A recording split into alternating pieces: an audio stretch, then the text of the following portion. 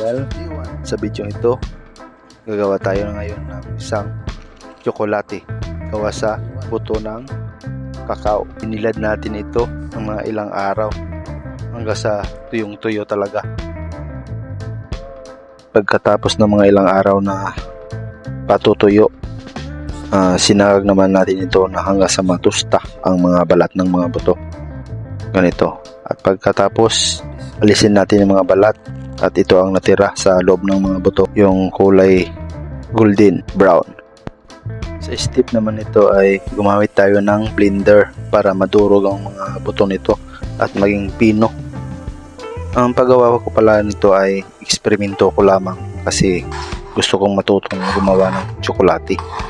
Pagkatapos ng mga blender, niluto natin sa mahinang apoy at halo-haluin ng bagya.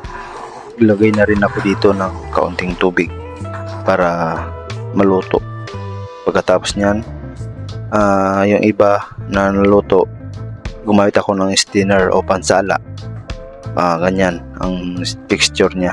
Tapos blender ko ulit yung mga natira. Yung nasala ko na, ito naman niluto ko na ulit yung syrup niya talaga, yung tsokolate.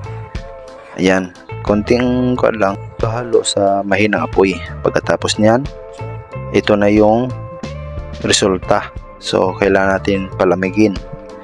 Dito gumamit na rin ako ng yelo kasi wala tayong ref.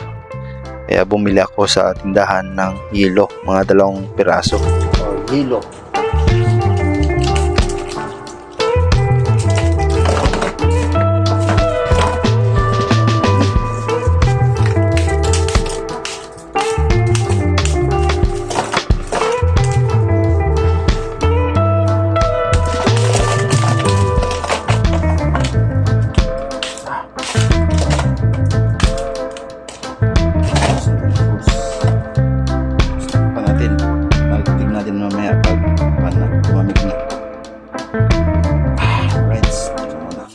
Pagkalipas ng mga ilang minuto, tingnan natin ang resulta ng ating ginawang tsokolate. Ayan, medyo malapot na siya o matigas. Kailangan nating tikman o matis naman lang ang kanya lasa. Yan, napakagandang texture niya. Ang mas maganda siguro kung mas maraming hilo o yung mas malamig sa ref.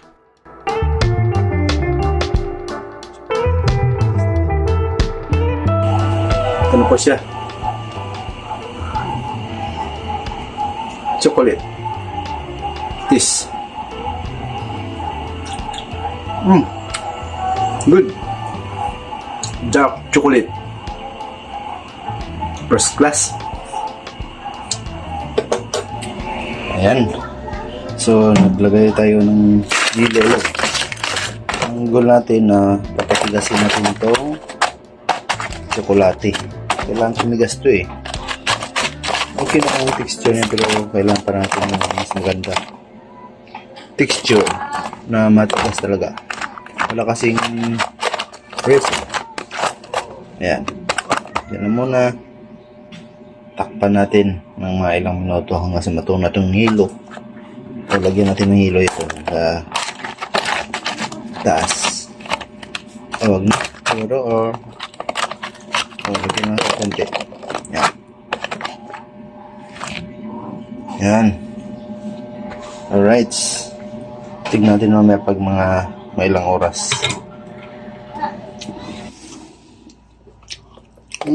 Tunaw na yung ice. Ito na. Tignan natin, check.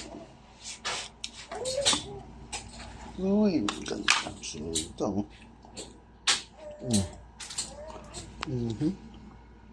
Texture niya. Chocolate.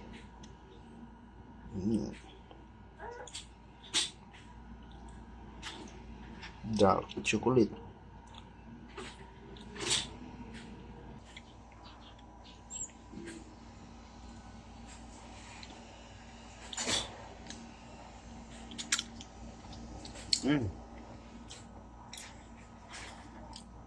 Ayos.